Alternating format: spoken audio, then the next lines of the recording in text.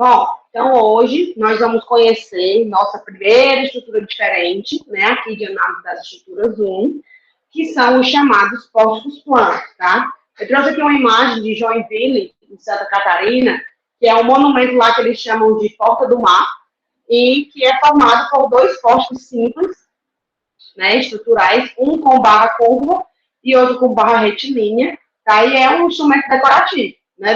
Tanto ele pode ser aplicado como peça decorativa, como ele pode ser também aplicado como sistema estrutural, né? Que é como a gente vai pensar nele aqui, como sistema que vai suportar cargas tanto horizontais quanto verticais. Então, o pórtico plano, tá? Ele é uma estrutura formada pela união de barras, tá? Elas podem ser retas ou curvas, através de ligações que são predominantemente rígidas. Então, para a gente ter um pórtico, a gente tem que ter, no mínimo, duas barras. Uma barra horizontal e uma barra vertical, ou uma barra horizontal e uma barra inclinada, ou uma barra vertical e uma barra inclinada. Então, pelo menos, a gente tem que ter aí duas barras que vão se unir entre elas, formando uma única estrutura, tá?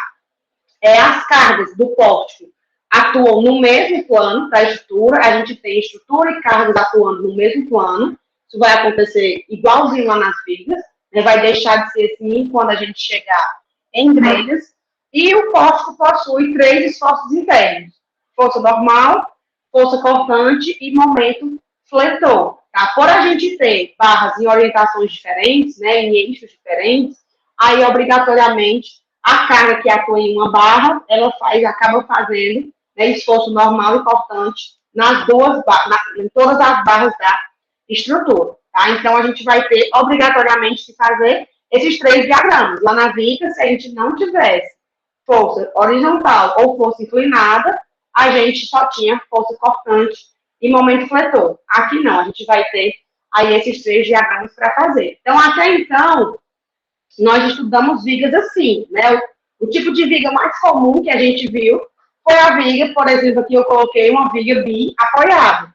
Então, não importa aqui o gênero desses apoios, tá? Digamos que são dois apoios de segundo gênero, a nossa viga sempre estava apoiada sobre apoios rente ao chão. E a gente sabe que esses apoios aqui, na vida real, eles representam as nossas fundações, né? E não existe, são muito raros vigas que estejam aí fundadas diretamente no chão. Na verdade, as vigas, elas estão apoiadas em outros elementos, né, que nós chamamos de pilares. E aí, esses elementos juntos, fundação. Agora a fundação saiu daqui e vem para cá. Né, a nossa fundação, que nada mais é do que o apoio. Os pilares, que é um pilar, aqui é outro pilar, e aqui é a nossa viga, a mesma viga, formam uma estrutura só, e a essa única estrutura nós chamamos de pórtico, tá? Então, o pórtico ele vai ser a associação entre os pilares e as vigas da nossa estrutura. E aí, a ligação entre essas barras, né, nós chamamos de nó. Tá? Essa ligação nós chamamos de nó. Então, esse nó, ele pode ser rígido ou ele pode ser articular, tá? Meu Deus, vai depender do tipo de estrutura que a gente queira, uma hora eu vou chegar lá, que a gente queira montar. Tranquilo? Então, esse é o nosso pórtico, é uma estrutura formada por barras, e agora, essa estrutura, ela vai responder como uma única estrutura, tá? Qualquer carga que eu aplicar em qualquer uma das barras vai fazer efeito na estrutura completa. Não só se eu tivesse aqui o pilar, esse pilar 1, né? Esse outro pilar aqui. E essa viga, isso aqui são três estruturas aleatórias. Então, a carga que eu aplicar aqui nesse pilar não interfere nas outras, a carga que eu aplicar na viga não interfere nas outras duas, e a carga aqui desse pilar também não interfere nas outras duas peças, porque são três peças independentes. Na hora que eu trago a viga para cá e formo um pórtico, tá? Através de uma ligação, através de um nó, seja ela rígida, semi-rígida ou articulada, eu vou transmitir esforços aqui, né? Toda a carga que vier para essa estrutura vai atuar, na verdade, aqui em todas as barras. Então, a gente aumenta aqui um pouco o grau de complexidade das nossas análises, porque acaba crescendo aí um pouco o nível, né, da estrutura, fica mais complexo. Quanto às cargas verticais, tá? A gente tem dois tipos de ligação, tá? No posto. A gente vai ter, vou colocar aqui para vocês, para simplificar. Vou apagar isso aqui. Pronto. O que é que eu tenho? Se eu tiver uma estrutura bem robusta, né, como, por exemplo, um posto de concreto armado, vou fazer aqui, só para vocês terem uma noção. Isso aqui é o meu poste, tá? Dentro dele aqui, tem um eixo, que é esse eixo aqui que a gente representa através das linhas, né? Nada mais é do que o eixo da estrutura, para a gente fazer o nosso esquema estrutural. E aí eu tenho pilar e viga. Então, a ligação entre os pilares e as vigas, ela pode ser rígida. E aí a gente representa isso aqui como uma ligação normal, ó, como uma barra, onde uma barra termina, a outra começa. E a gente pode ter, supondo aqui agora, que eu tenha um pórtico de estrutura metálica, tá? Na estrutura metálica, eu tenho estruturas mais finas.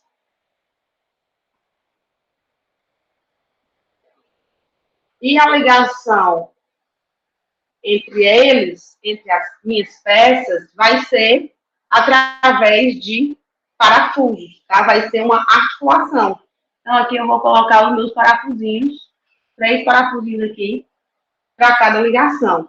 Então, a esse tipo de ligação aqui, que é uma ligação articulada, tá? É uma ligação articulada, ou também chamamos essa ligação de flexível. A representação dela é assim. Eu tenho que ter uma articulação. E a nossa articulação a gente já conhece, o nome dela é rótula. Tá? Então, eu vou representar a articulação por uma rótula. E qual é a principal característica da rótula? Principal característica da rótula. Igual a zero. Momento a zero. Momento fletor na rótula é igual a zero. Vocês nunca vão esquecer disso, porque eu não vou deixar, vou perguntar isso sempre. Tá? Então, na ligação rígida, a gente tem transmissão total aqui de momento fletor. Na rótula não tem, né? Porque eu tenho ali uma articulação onde o momento fletor aqui é zero, que é o mesmo caso lá das treliças, ok? Então, o comportamento da estrutura em cargas verticais, tá? Os postos, quando eles são dotados de ligações rígidas, esse tipo de ligação não permite uma rotação relativa entre as barras. Isso quer dizer que o ângulo entre as barras,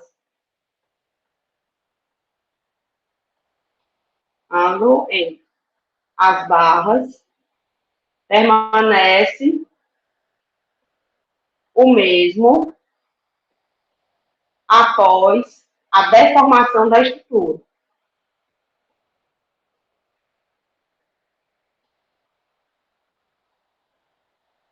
Tá? E também a ligação rígida, ela transmite todo o momento fletor de uma barra para outra. Tá? Que ali eu não tenho o zero da rótula, né? Então, todo o momento fletor entre as duas barras vão circular ali livremente pela ligação rígida. Então, eu tenho aqui um pórtico, ó, recebendo uma carga vertical, vamos só apontando aqui para a tela, né? Recebendo aqui essa carguinha vertical, o ângulo entre as barras, ele é de 90 graus. Deixa eu pegar aqui uma cor mais ou menos parecida. O ângulo entre essas barras aqui é de 90 graus, tá? Por ser ligações rígidas, quando esse poste se deformar, porque toda estrutura, ela se deforma, a partir do momento que ela recebe um carregamento, ela vai se deformar, tá? Então, essa deformação, ela vai acontecer, a gente querendo ou não. Não importa aí o que a gente faça, nem que seja um peso próprio muito elevado, ela vai acabar sofrendo aí alguma deformação. Então, o tipo de ligação, ele interfere diretamente em como essa estrutura vai se deformar.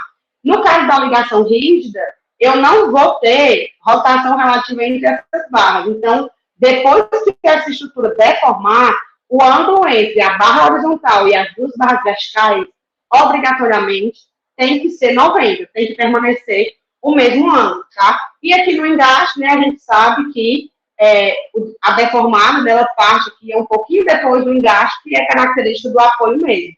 Então, quando essa estrutura sofre a deformação, aqui eu fiz no F2, né, porque vai ficar mais bonitinho para vocês, tá?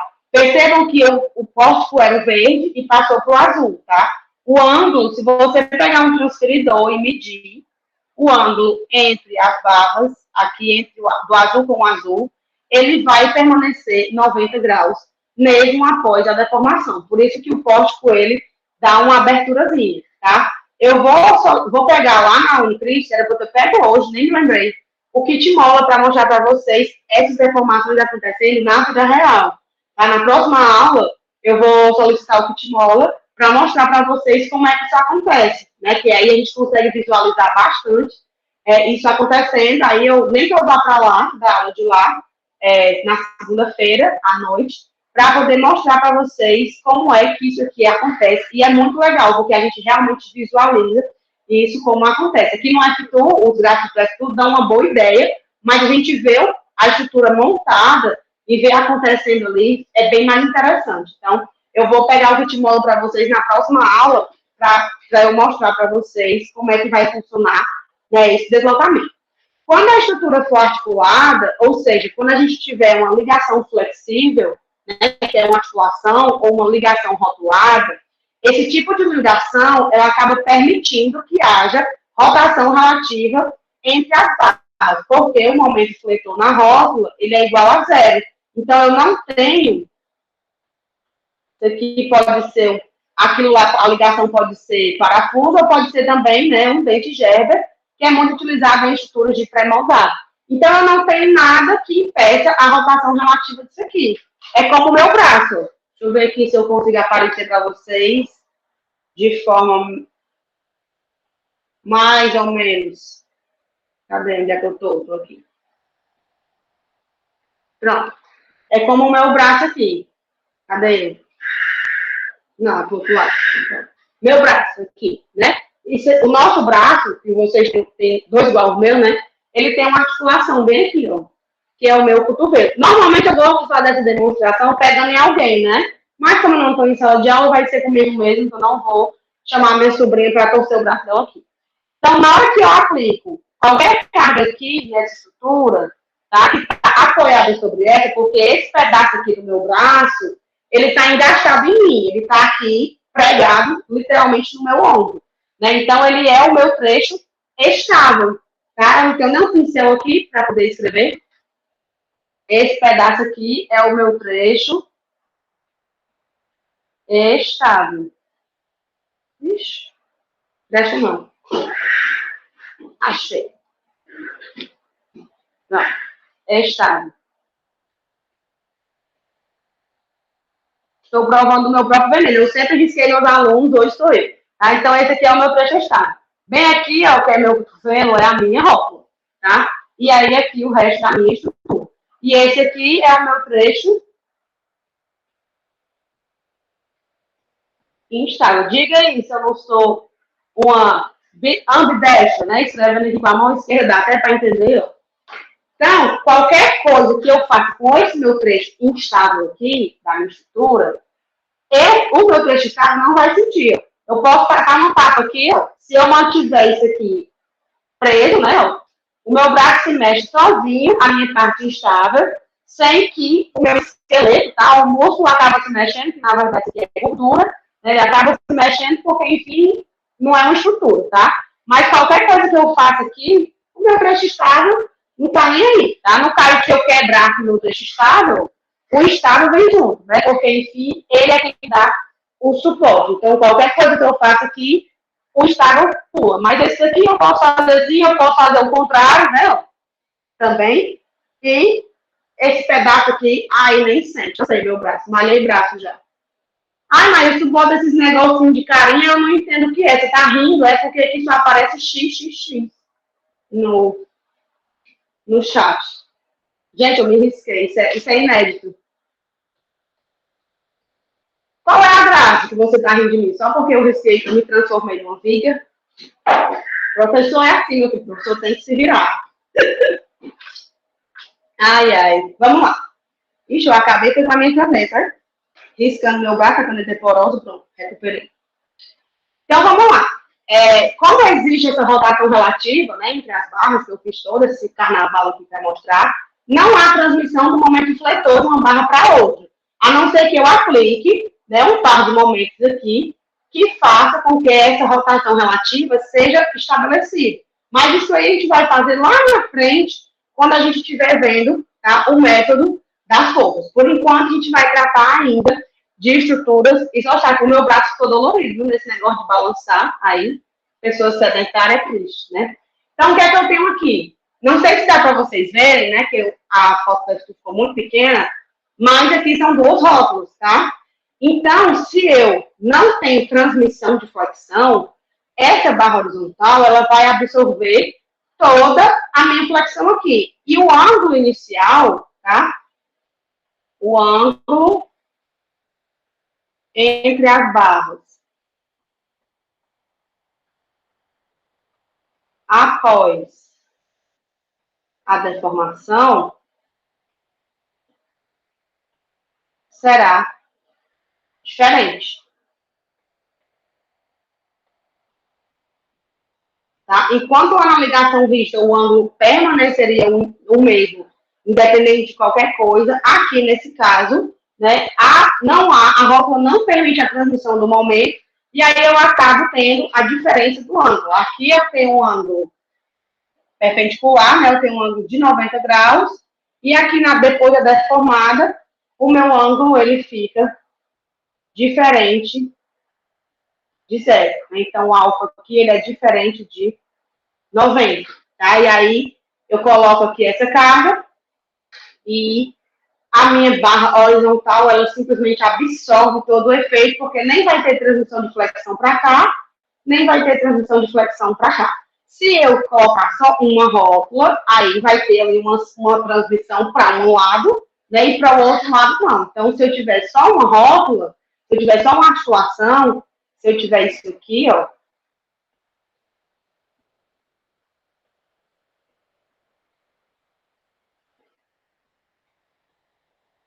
tá? Imagina que esse posto aqui, ele é rígido de um lado e articulado do outro. Então, eu vou ter uma deformação aqui e não vou ter deformação aqui. Essa estrutura, ela vai se deformar assim,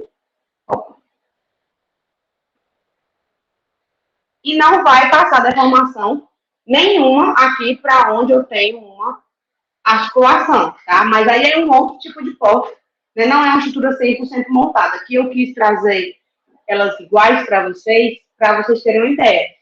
A gente pode fazer isso aqui com mola, né? Quando a gente tiver com kit mola, eu vou ficar alternando esse tipo de ligações e vocês vão visualizar. Eu acho melhor fazer com mola do que fazer com o F2, tá? Então, aqui, se você... É porque ficou pequeno, né? E a deformada ficou bem em cima do dentinho aqui. Mas o ângulo na ligação rígida permanece o mesmo, 90, e o ângulo com a articulada mudou, tá? Porque eu ganhei uma ponta nova da minha caneta, ainda estou me acostumando aqui. Estava acostumada com ela velhinha, aí eu já ganhei uma ponta nova do meu amigo e acabei. Pronto, mas ficou bom, né? Dá para entender. Então aqui tem um ângulo reto e aqui a gente tem um alfa, né, que é diferente aí do ângulo original. Então é assim que o posto se comporta com relação a cargas verticais, tá? Com relação às cargas horizontais, que é o que a gente chama de contraventamento, tá? Os postos, eles são muito utilizados para fazer o efeito de contraventamento em edifícios. Alguém aqui já ouviu falar em contraventamento ou nunca ouviu falar em contraventamento?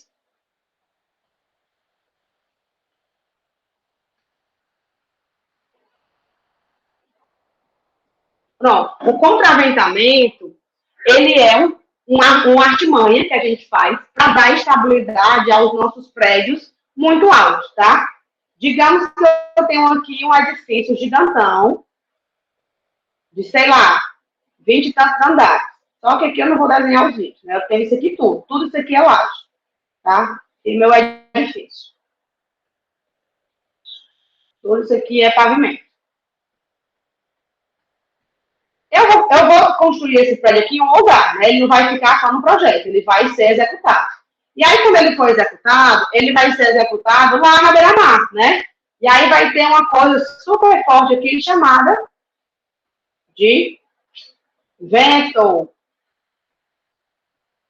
E aí, os pórticos, eles vão ser utilizados para resistir a essas cargas horizontais provenientes aí da ventilação natural do ambiente. Dependendo de onde você está construindo, a norma tem um gráfico, né, das isopletas, que é a linha onde os ventos têm a velocidade dos ventos de acordo com o país, né, o país inteiro, na verdade, de acordo com a região do Brasil, são chamadas isopletas.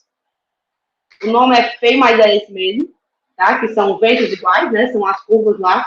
Se eu conseguisse desenhar o Brasil, era ótimo, mas eu não sei. E tá parecendo a Bahia. E mais ou menos assim, aí aqui tem o Nordeste, aí vem descendo aqui pelo Sul. E faz mais ou menos assim, né? Aí a gente tem aqui as linhas de isopletas, tá? Mas não são assim, não. Tem mais. Tem assim também. Não é tão simples assim, não. Tem assim. Depende aí do tipo de onde você está na região. Né? E aí são as linhas de vento. Ele diz aqui qual é a velocidade e qual é o ângulo de incidência do vento. Tá? Então, esses postos, eles são utilizados para absorver essas cargas horizontais. Tá? Por isso que as cargas horizontais, a função dela é dimensionar o contraventamento. Porque a gente vai supor, né, que um valor lá, a gente vai, não é chutar nem supor, a gente vai, como é que eu posso dizer? Arbitrar o valor da carga horizontal com base nas isopletas, então com base na região que a gente vai construir, tá? E aí a gente vai ver qual é a carga horizontal que esse posto vai ter que resistir. E por que é que o posto resiste tão bem a esses cargas horizontais e por que é que os postos são estruturas de contraventamento? Tá? Então, o contraventamento é uma estrutura que aumenta a estabilidade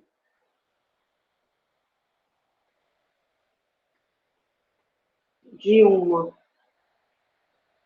Vou colocar aqui de um edifício, tá? Eu vou botar assim, edifício alto, que é para vocês entenderem que quanto mais alto, mais instável ele é. Né? Quanto mais tripongão, mais ele quer dançar para o ladinho, né? Estabilidade de um edifício alto, combatendo as cargas do vento. Então, assim, na estrutura monolítica, né, que é uma estrutura de concreto armado, essa estrutura monolítica que eu falo é quando a gente tem aí ligações rígidas, né, ligações rígidas ou semi-rígidas entre si, e a estrutura, ela é montada como totalmente ao mesmo tempo, né, você coloca lá as formas, é concreto armado, concreto protendido, né, que você coloca a forma e aí coloca a armadura dentro, faz a concretagem, quando você tira a forma, a estrutura está lá, totalmente inteira. Você faz o desenho do arco, né, de uma vez só. Então, isso é uma estrutura monolítica. Esse posto aqui, tá? Oi. Professora? Oi. Vou lhe perguntar, numa estrutura de um edifício, a carga de vento, ela vai atuar em toda a estrutura por igual ou não? Ou na Não, parte mais alta, mais... Ela vem assim, ó. Né? Ela é uma carga linear, tá? Ela atua mais, quanto mais alto, maior a atuação, a gente considera como uma carga linear. E aí ela vem descendo. Ela não é o mesmo vento que atua no topo, não é o mesmo vento que atua aqui na base, não. Certo? Entendi. Eu coloquei aqui. E para a estrutura, onde é que nesse caso aí, onde é que a estrutura vai sofrer mais? Lá em cima mesmo? É lá em cima mesmo, porque quando bater o vento, ela faz isso aqui, ó. Ela faz isso aqui. Ui! Então vai ser mais no meio, né? A estrutura vai ser mais exigida no meio. Não, o maior deslocamento é aqui, no topo, né? Ó, se você pegar do ponto original, o deslocamento do meio é menor do que o deslocamento do topo. Então, o topo é o seu ponto crítico. tá? Mas aí a gente faz todo o análise de topo, meio e base, certo? Isso aqui, não, eu vou olhar só o topo, não. A gente faz, quando a gente estiver vendo os pilares, a gente faz análise da estabilidade global no topo, no meio e na base, para poder ver onde é que o esforço está maior, porque vai depender muito do carregamento, do tipo de laje que você está usando, do tipo de estrutura, do tipo de montagem, né? Depende de várias coisas. Aí, por isso que as análises, vocês vão ver isso lá em completo, ela é feita no topo, no meio e na base, porque aí vai dependendo da estrutura, ela vai se comportar, ela vai absorver, né? Vai depender muito da rigidez dos elementos. Quanto mais rígido é o elemento que está absorvendo o vento, menor é esse deslocamento. Então, se você colocar o seu pilar, digamos, já está aqui o seu vento, bem assim.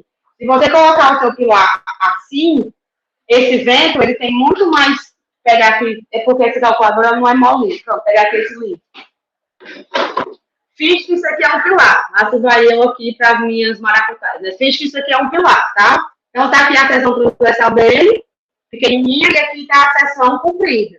Então, para esse pilar, se eu colocar o vento aqui e eu colocar o pilar nessa direção, olha aqui como é fácil do vento derrubar. Entendeu? Estou engastando aqui, ó. O vento vem e faz isso. Se eu colocar meu pilar assim, vou mostrar cá.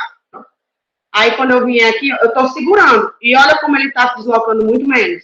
Entendeu? Então, depende muito da rigidez dos elementos.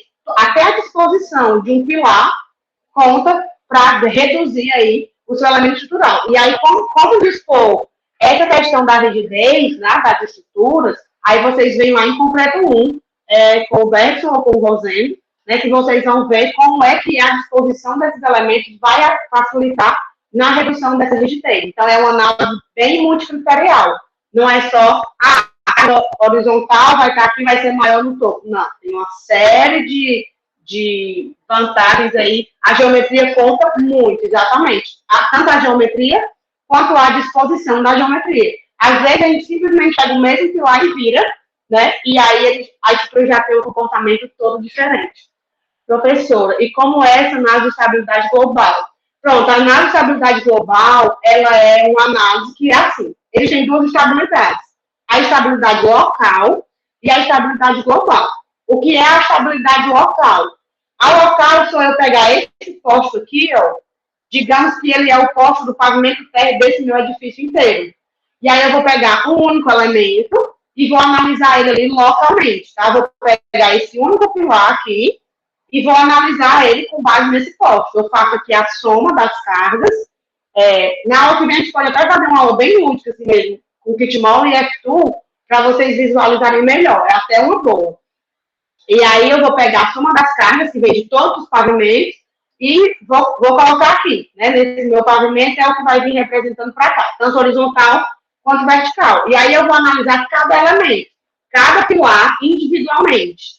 A estabilidade global é quando eu avalio a estrutura como um todo. Eu não vou mais olhar cada elemento individual, eu vou olhar a estrutura completa. E aí ela é definida por norma, tá? E tem uma série de critérios de deformações, deslocamentos permitidos, que essa estrutura ela tem que suportar. Então, do jeito que eu estou aqui, se eu pegar e colocar um posto aqui no meio, ao invés de ser assim, se eu colocar, deixa eu só trazer ela para cá, ela é toda assim, né?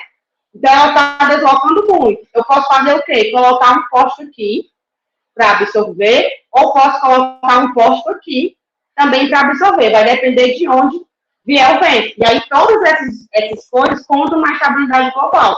Quanto menor os vãos, menos instável vai ser a nossa estrutura. Né? Quanto mais amarrada a nossa estrutura for, menos instável ela vai ser. Mais estável ela será. Se você pegar 3 palitinhos e colocar assim, ele tem uma moleza. Se você colocar outro palito aqui no meio, quando você tentar deformar, né, a sua estrutura vai estar bem mais amarrada. Então, isso aí é uma coisa que eu vou querer mostrar também com o Kitmol. O quanto que a quantidade de elemento adicionado melhora a estabilidade da peça. Tá? Então, aqui a gente vai ver realmente partes bem discretas, mas tudo isso faz parte, né, de um funcionamento total. E é entendendo aqui como é que o posto funciona, e quando chega lá em concreto 2, né, porque essa parte de estabilidade global já é concreto 2, aí vocês entendem bem fácil. Mas ela é toda regida por norma, tá? A NEL 18, ela rege todo esse babado aí.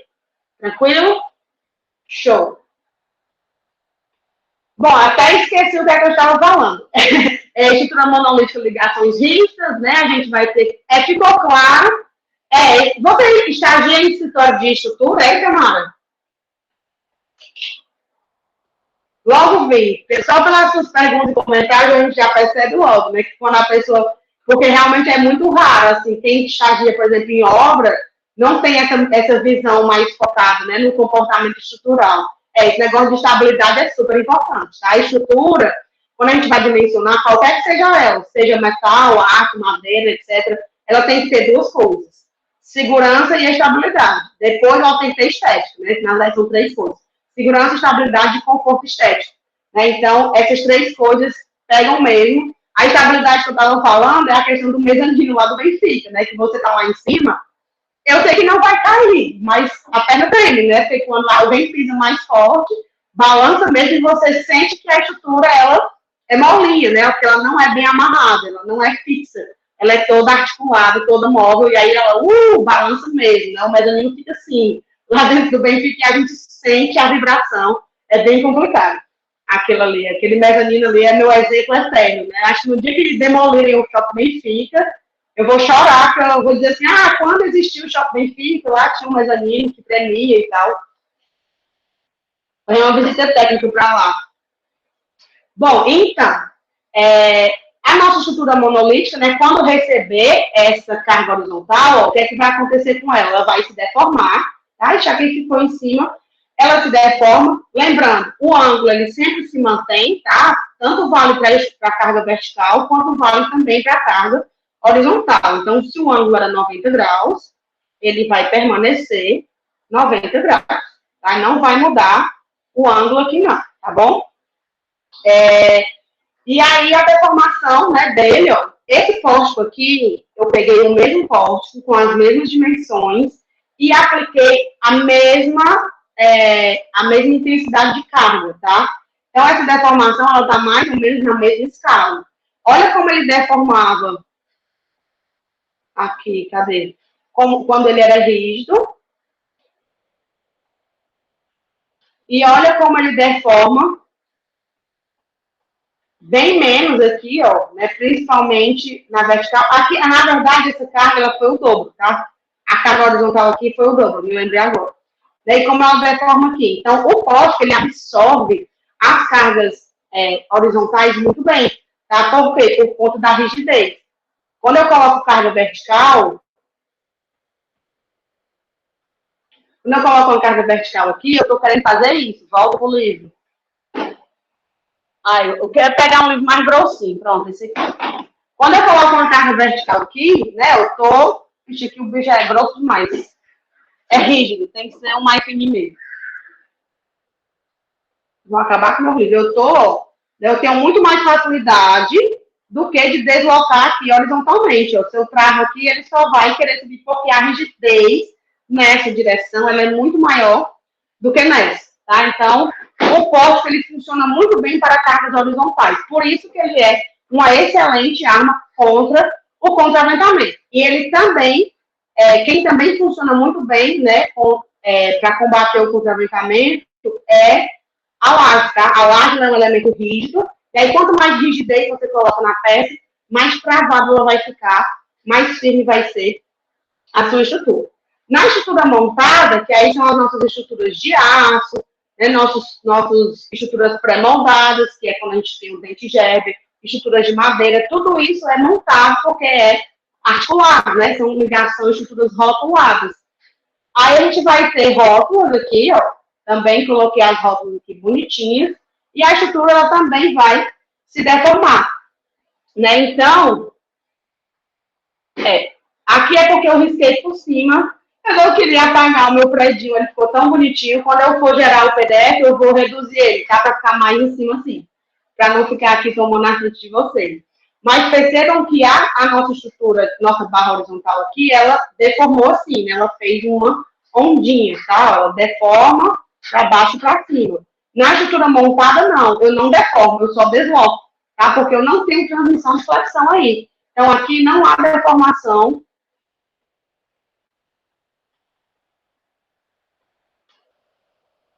na barra horizontal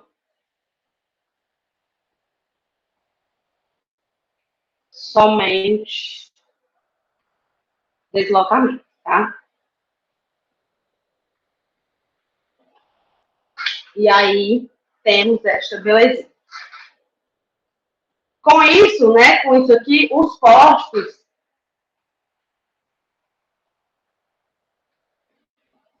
é uma observação válida a se fazer, eles absorvem muito bem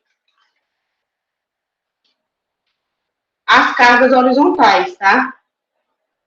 Ele é muito mais eficiente para cargas horizontais do que para cargas verticais, por conta da rigidez.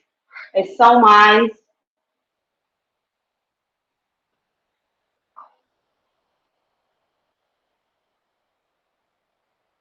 para cargas horizontais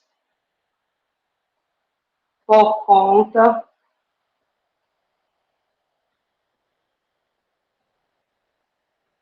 da rigidez. Ai, eu tô com dorzinho no joelho. Ok? Então, esse é como mais ou menos funciona o pórtico, tá? Aí na nossa vida, como é que vai funcionar essas estruturas. Claro que aqui eu trouxe pórticos bem simples, né? Na aula que vem a gente pode até fazer uma análise mais interessante, com pórticos maiores, com os balanços e tudo, para a gente ver como é que funciona mais ou menos aí este babado.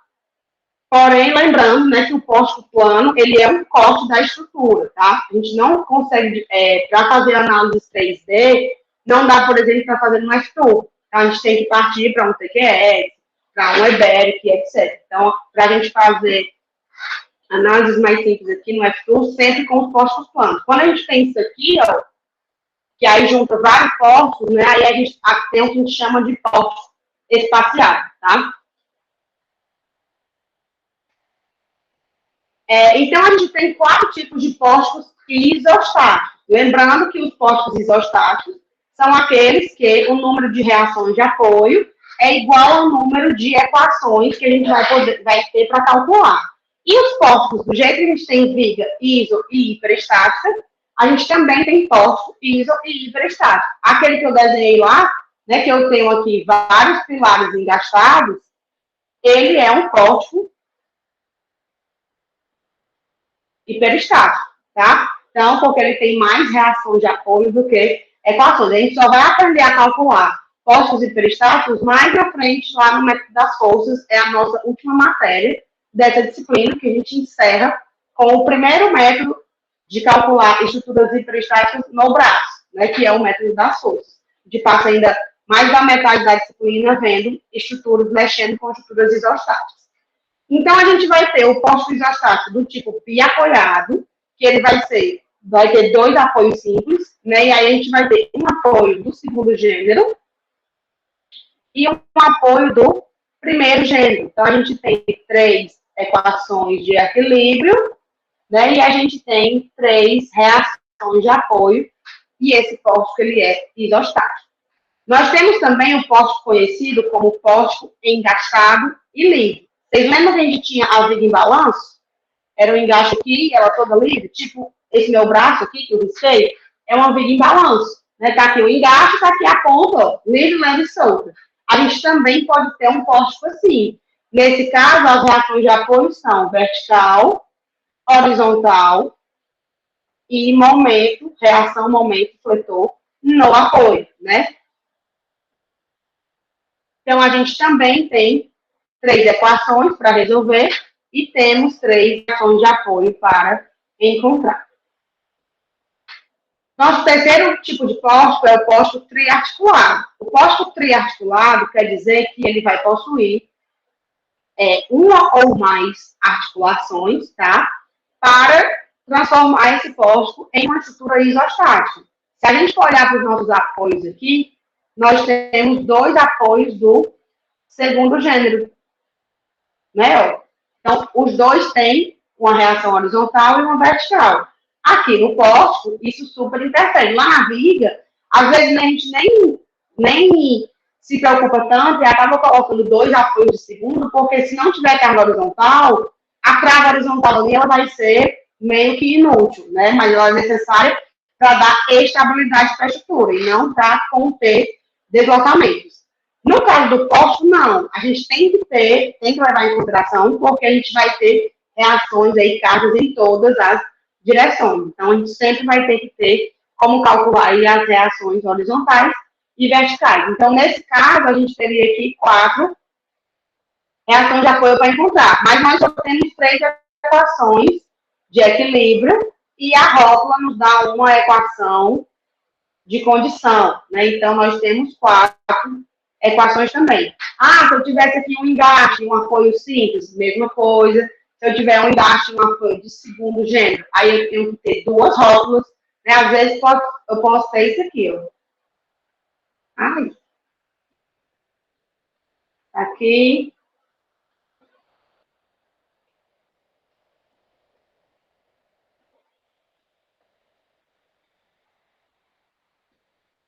Né? Aí eu tenho aqui uma estrutura que chega e se apoia sobre essa. E aqui está engastado, e aqui tá, é um P. Tá? Então, eu tenho aqui 3 reações, né? Aqui 2, eu teria 5. Então, eu teria 5 reações de apoio para encontrar e preciso, e só tenho 3 equações. Mas aí eu tenho aqui uma rota, esse poste vai ficar assim.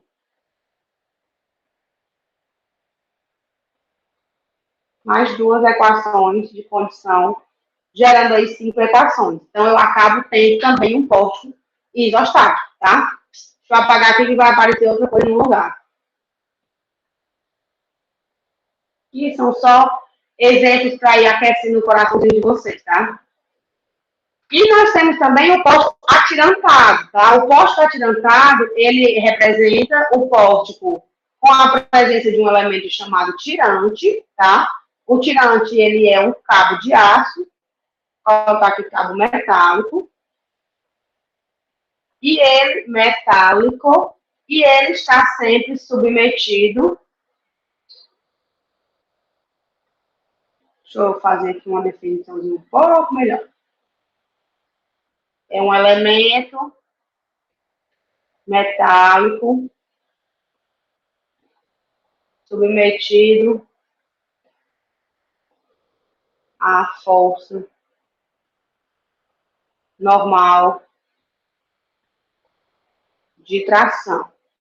Tá? Então, quando a gente tem, muito utilizado, inclusive, em postos de cobertas, né? A gente tem aqui o posto de coberta, assim, ó. E aí eu venho aqui e coloco um tirante, tá? Então, o tirante é submetido à força normal de tração, aqui no cabo, e eu tenho que calcular essa força necessária para manter essa estrutura, né, bonitinha aqui, estável, tá? Então, são esses 4 tipos de postos aí que a gente tem, isostáticos, tá bom? O tirante, ele tá aqui com moto articular, mas ele tem aqui 2 forças, né, a mais, para serem calculadas, tá? A gente tem a tração no tirante. Então, 2, 3, né, 4, 5 aí, né, a tração no tirante, ela tem que ser calculada também. Então, a gente tem 1, 2, 3, 4 equações e 4 incógnitas também, tá? Porque a tração aqui é a mesma e essas rótulas do tirante aqui é só para indicar que ele está reatirando e tracionando, tá? Não é uma rota que normalmente a gente representa de outra forma. Mas é isso. Então, esses são os 4 tipos de pórticos isostáticos que a gente tem aí para resolver, né, na nossa vida.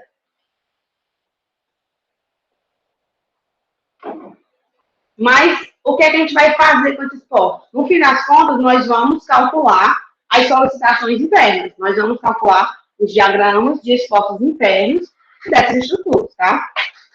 Para fazer isso, a gente tem um mini roteirinho, tá? É tão simples quanto a viga. A diferença é porque tem mais barras para a gente olhar agora e a gente tem barras que dependem uma das outras, tá?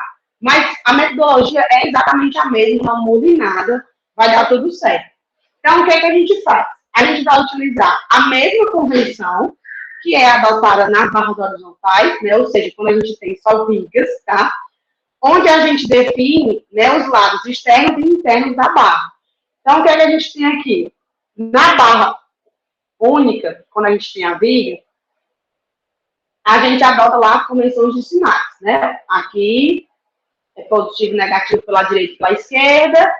Aqui é positivo para a força normal, né, também. E nós temos o positivo para a flexão também. Então, o que a gente está dizendo? A gente está dizendo que ao cortar, né, ao seccionar uma estrutura dessa ao meio, eu vou ter uma parte positiva e uma parte negativa da minha estrutura, né? Dependendo aí, ó, se eu cortar ela aqui ao meio, e a minha cortante for assim, por esse lado ela tem que ser assim, né? Para poder se encontrar ali e dar esse valor, tá?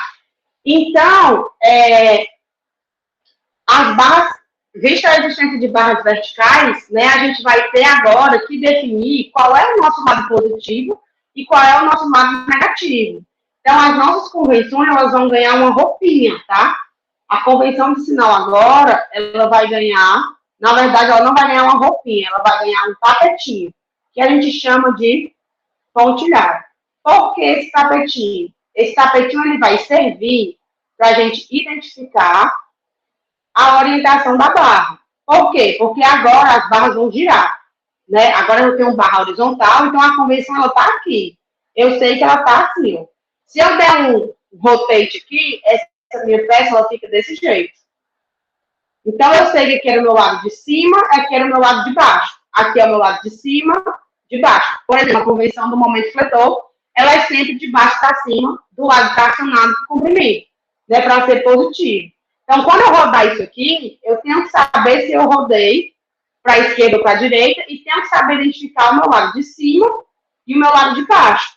Então, a minha convenção de sinais, ela também tem que vir, ó, rotacionada. Está aqui o lado de cima dela e está aqui o lado de baixo. Então, o pontilhado, que é o nosso tapetinho, ele serve exatamente para identificar quem é o lado de cima e quem é o lado de baixo, tá, da estrutura. Ou quem é o lado externo e quem é o lado interno, que no caso do pórtico, a gente vai ter sempre uma parte externa e uma parte interna da nossa estrutura.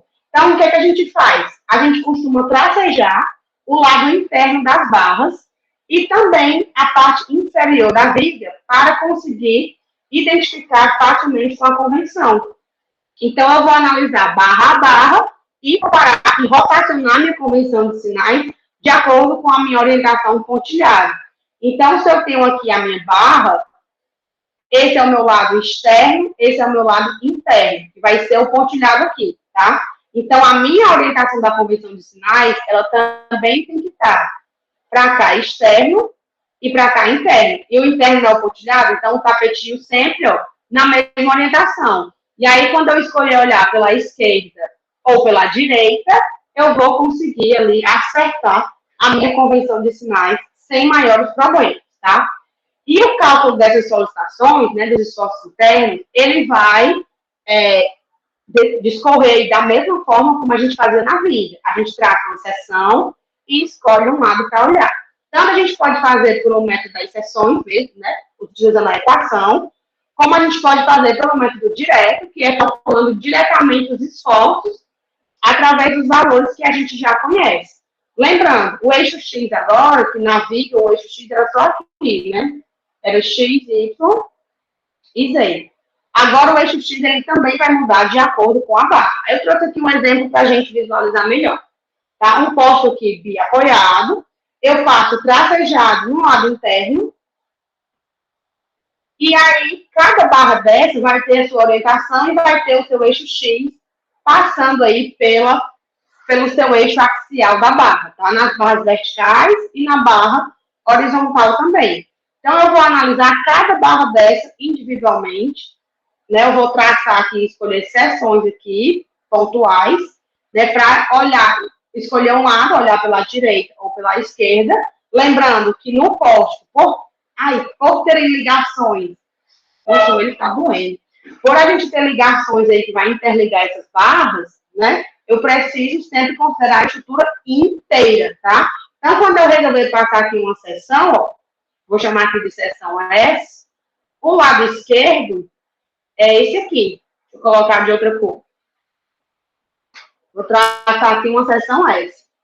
E aí, eu vou sempre olhar no sentido de que eu vou estar vendo a minha estrutura como se eu estivesse olhando do negativo para o positivo, de dentro para fora, tá? E aí aqui vai ser o meu lado esquerdo.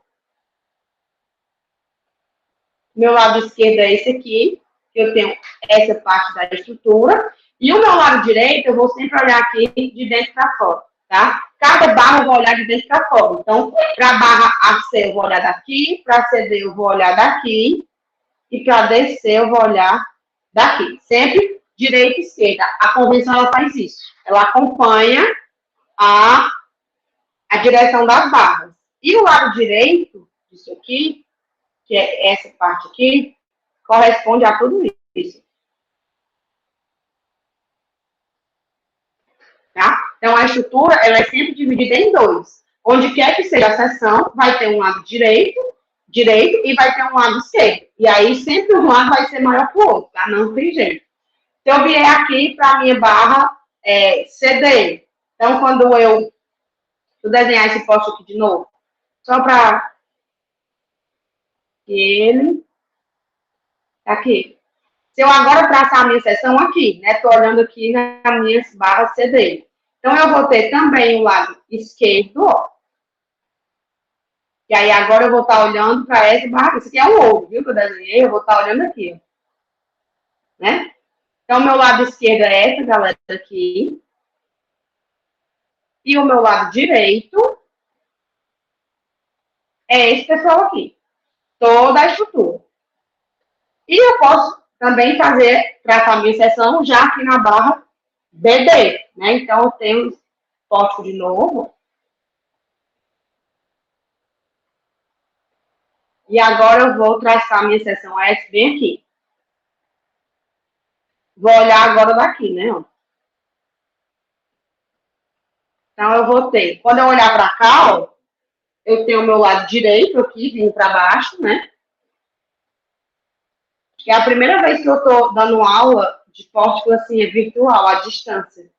Normalmente eu estou em sala, estou estranhando um pouco. Direito.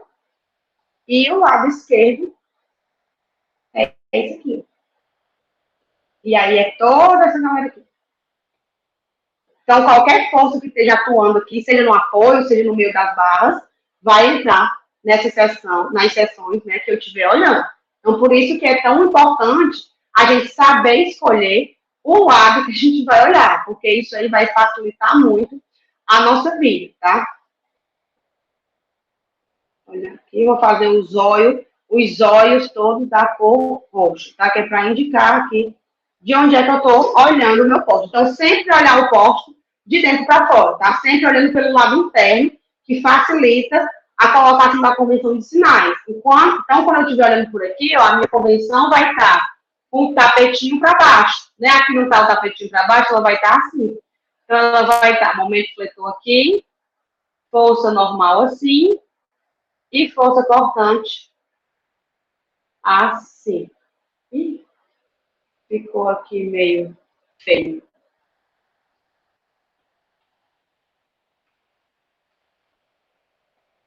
Quando eu vier para a barra aqui de cima, a convenção está de acordo com o tapetinho. O quadradinho é a barra, o pontilhado, né, é a parte de baixo. Então, aqui, normal, força cortante e momento fletor, positivo, né? E aqui é do mesmo jeito. O quadradinho é a barra e o meu pontilhado está aqui embaixo. Então, força cortante, força normal e momento fletor. Tá? Eu coloquei assim todas juntas, mas quando eu estiver resolvendo as questões, a gente separa bem direitinho. Tá? Não se preocupem que passa um bom tempo aqui ainda conversando sobre postos, porque tem muito que falar sobre eles. Então, assim, quando existe a mudança de direção, né, da barra, tem esse detalhe, né? Quando existe a mudança de direção da barra, a gente acaba tendo que interromper, né, a forma como a gente estava calculando e mudar de direção. Tá? Isso faz com que seja necessário a gente calcular o mesmo esforço nas duas direções, dependendo do esforço, tá? Normal e cortante vai ser diferente, porque quem é força normal em uma barra, ela é cortante na outra. Eu tenho isso aqui. Se eu pegar uma carga vertical, Se eu estiver analisando aqui essa barra, essa força ela é normal a essa. Mas se eu estiver analisando ela com relação à barra horizontal, essa força faz cisalhamento. Assim como uma força aqui horizontal. Se eu estiver olhando com a barra horizontal, ela é normal. Se eu estiver olhando com relação à barra vertical, essa força horizontal ela vai ser cisalhante. Né? Ela vai dar esse efeito aqui, que é o efeito de tesoura. Então, eu preciso sempre mudar de direção. Quando mudo de direção, né, sempre no nó, eu preciso calcular nas duas seções, normal e cortante. O momento fletor, vou dar um spoiler, ele vai ser o mesmo, tá? Olhando pelos dois lados. Então, a gente escolhe o lado mais fácil de olhar, mas eu provo para vocês também isso aí, que ele é igual. Calculo pelos dois lados, nas duas seções, e ele vai ser exatamente o mesmo, porque eu não tenho mudança aqui, eu não tenho distância significativa, né? Que o momento fletor, ele depende de uma distância perpendicular. Então, quando eu trago a minha seção aqui, ó, a minha distância perpendicular, ela é nula. E quando eu trago a seção bem aqui, essa distância perpendicular, ela também é nula. Então, não tenho distância suficiente para mudar o meu diagrama, o meu momento fletor naquele ponto. Por isso que o momento em um ponto de encontro de duas barras, ele é sempre o mesmo. Quando tiver uma terceira barra aí muda um pouco a figura. Cenas dos próximos capítulos, tá? Essas figurinhas aqui, vocês querem que eu deixe ou eu posso apagar para não ficar em cima do texto?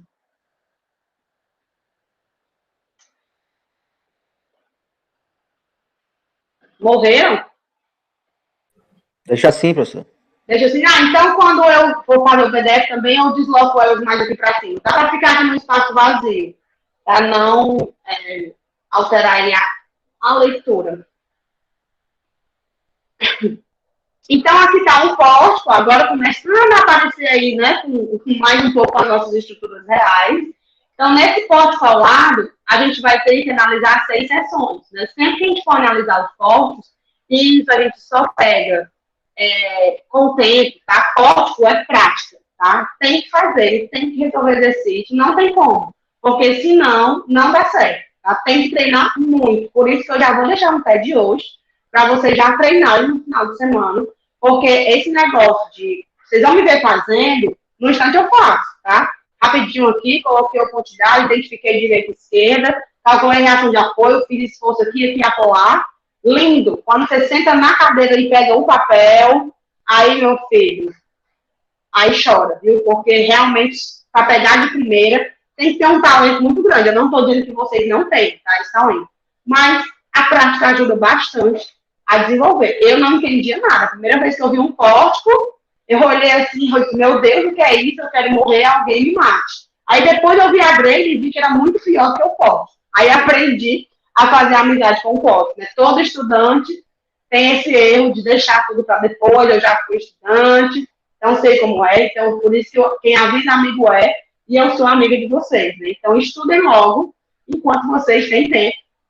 Né? Enquanto o semestre ainda está no comecinho, estamos só aqui na Mariol, aproveitem para garantir uma nota boa na MP1, tá? Que ele só vai crescendo.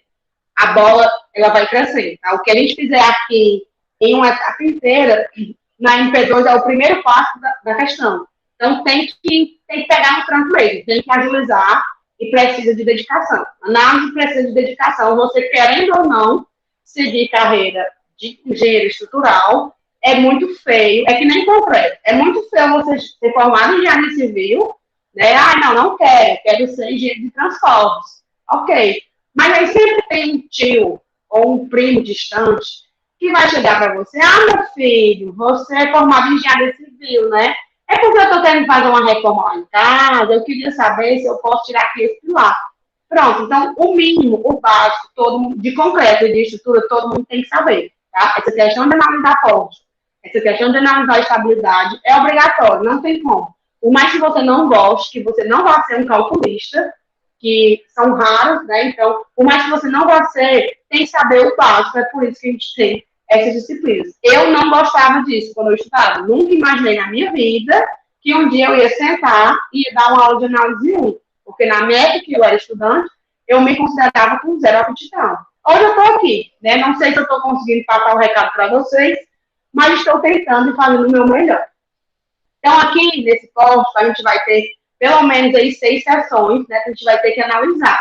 Então, a gente sempre tem que analisar o início e o final de uma carga linear, ou de uma carga distribuída, né? Nós temos que fazer a análise das duas direções da ligação, né? Das barras, do nó, sempre antes e depois de cargas pontuais também, né? E sempre antes e depois de cargas pontuais também lá no apoio. Então, a gente tem aí várias coisas para fazer. Meu braçador vem de mim. Ainda bem que é o direito, se fosse o esquerdo, eu ia achar que eu estava infartando. Então, a gente vai estudar, né, essas solicitações, os esforços internos dos postos, diretamente pelo método dos pontos, que é o nosso método direto, tá? Eu vou escolher um ponto, vou olhar pela direita e pela esquerda, e vou calcular o meu esforço ali, tá bom? A gente sempre tem que salientar, né, que o fato de uma carga que atua em uma barra também fazer esforço nas outras barras. Então, sempre que a gente for escolher uma seção, por exemplo, aqui a seção 3, né, a seção 3 divide o posto nisso aqui, ó. Então, quando eu for olhar para a direita, eu tenho que considerar P1 e P2, e também as reações de apoio aqui, tá? E quando eu for olhar pela esquerda, eu tenho que considerar a carga distribuída, perdão, aqui não tem horizontal, e as duas reações de apoio aqui também, tá? Então, eu tenho que considerar todas as cargas, porque a estrutura agora, ela é complexa. Eu tenho barras, mas essas barras não funcionam mais individualmente. Elas são carne, unha e alma gêmea, bate-coração. Então, elas, tudo que você... É que nem melhor amigo. Se você fizer uma inimiga, a melhor amiga não vai tomar o partido? Poxa, é do mesmo jeito. Se você bater numa barra, a outra vai lá e vai tomar as dores, e também ela vai sentir o efeito do impacto, né? Então, a gente tem que sempre prestar bastante atenção. Por isso que eu digo, tem que exercitar, tem que focar bem muito, ok? E aqui é o nosso primeiro exemplo que eu trouxe para fazer com vocês. Vocês querem fazer hoje todo ou não? Eu vou pelo menos começar, né? Ainda temos 15 minutos aí de aula. Vocês já estão assim com a cabeça extremamente maluca. Aguenta mais ainda, né? Ninguém nem me responde. Eu matei meus alunos.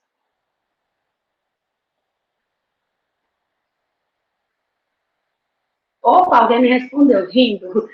Quem ri, é rindo de desespero.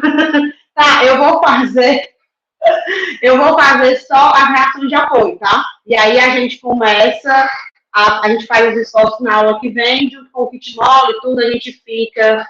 Eu vou fazer somente as reações de apoio. Então, como a gente não vai dar tempo de terminar realmente, vamos fazer aqui, definir o tracejado e calcular as reações de apoio. Aí, de repente, vocês já podem tentar começar a fazer esse poste, que é o poste mais simples do mundo, que eu poderia colocar para vocês, para poder já ir treinando aí, tá, no FDS. Então, ó, esse poste aqui, ele é um poste do tipo biapoiado, tá? Nosso primeiro apoio, eu vou chamar aqui de A, B, C, D e E, tá? Nosso apoio A, ele é um apoio de segundo gênero. Então, a gente vai ter aqui a reação vertical em A, e nós vamos ter a reação horizontal em A. E no apoio E, nós vamos ter somente a reação vertical. Como eu não tenho nenhuma rótula, a única forma que eu tenho de calcular aqui essas reações de apoio é aplicando as equações de equilíbrio. Somatório das forças horizontais é zero, verticais é zero, e somatório dos momentos em relação a algum ponto igual a zero. Não saiam agora, tá? Eu sei que eu vou fazer só as reações, mas eu ainda vou fazer a chamada, tá? Então, esperem pelo menos eu terminar aqui para não sair e ficar com falta, beleza? Que eu ainda não fiz a chamada hoje, vou fazer agora no final da aula. Então, vamos lá. Eu vou pontilhar aqui a minha estrutura, né? Eu sempre vou pontilhar pelo lado de dentro, tá? Que é para indicar o meu lado interno. Tá aqui o meu pontilhadinho bonitinho. Então, a primeira equação que eu vou aplicar aqui é somatório das forças horizontais é igual a zero. E aí eu tenho que 2 menos HA é igual a zero. A reação horizontal em A aqui é igual a 2 kN. Tá? Essa reação aqui vale 2 kN. Sempre todas as cargas que atuam na estrutura inteira. Se eu aplicar a somatória das verticais, eu tenho duas reações aqui para descobrir. Então, para mim, não é vantajoso. Eu vou ter que partir para aplicar a equação do somatório de momentos, tá? E aí, escolher um dos dois pontos. Eu vou aplicar o somatório dos momentos no ponto A. E vou aplicar a regra da mão direita para poder encontrar aqui, né, mão direita para encontrar o sentido. Então, ó, vertical em E, essa primeira carga aqui, a força está para cima, né? Então a carga é vertical para cima. A minha palma da mão está virada para o ponto A, que é o ponto que eu estou calculando, e esse momento ele é um momento positivo, né? O meu polegar ele sai do plano, então ele é um momento positivo. Então VE vezes a distância perpendicular, que é 3 mais 3, 6. Eu tenho uma carga de 4 kN. Então, a minha carga está para baixo, tá? E a minha palma ela tem que estar virada para o meu ponto A. Eu estou de frente aqui para o ponto A, então eu viro. Aí, quando eu faço isso, o meu momento ele dá entrando no plano. Então, essa carga gera um momento negativo. Se não quiser fazer a mão, é só adotar o sentido anti-horário, tá? Então, ó, essa força faz assim, a VE, positivo. Essa força roda assim. Então, ele é horário negativo, tá? Então, menos 4 vezes a distância perpendicular até o ponto, que é essa aqui, ó.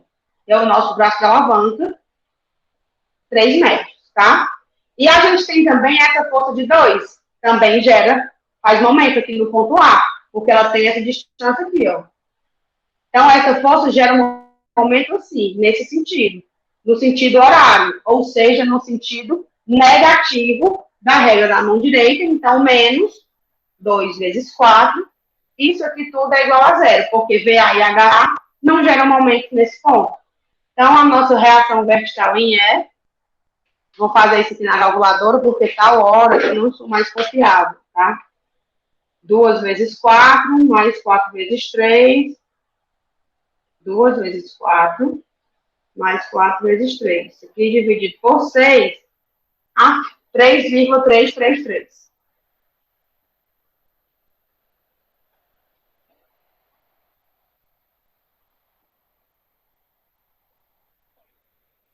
Tá? Essa é a nossa reação vertical em E.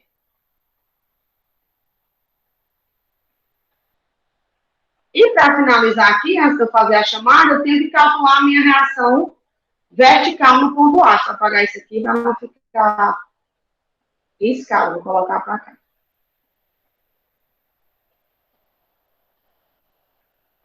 Tá? Aqui é a minha distância perpendicular, né? Sempre a distância perpendicular para poder calcular o momento. Eu vou fazer o somatório das forças verticais no ponto A igual a 0. Então, o que é que eu tenho? Eu tenho VA mais o VE, que vale 3,33, menos 4 é igual a 0. Então, a minha vertical em A aqui, ó, muito fácil, esse exemplo, é 0,67 kN. Então, sempre que a gente tiver um posto biapoiado, a gente vai ter que calcular as reações de apoio, tá? Para conseguir encontrar os diagramas de forças internas. Então, fica para vocês tentarem fazer o diagrama de força cortante, o diagrama de força normal e o diagrama de momento fletor, tá? Porque aí, vocês vão olhar ponto a ponto, faz um de cada vez, olhando a estrutura inteira e rodando a convenção de sinais. Mas na quarta-feira a gente resolve pelo menos esse posto, tá? E aí eu trago o Kitmol pra gente... Não, é um diagrama por estrutura. Eu prefiro fazer por estrutura, mas você pode fazer por barra também. Mas normalmente eu desenho um pórtico, tá? E aí eu faço o diagrama aqui nele tudo. Eu desenho um diagrama por esforço. E tem gente que faz barra a barra, esforço a esforço. Eu prefiro olhar a estrutura completa e sair colocando os esforços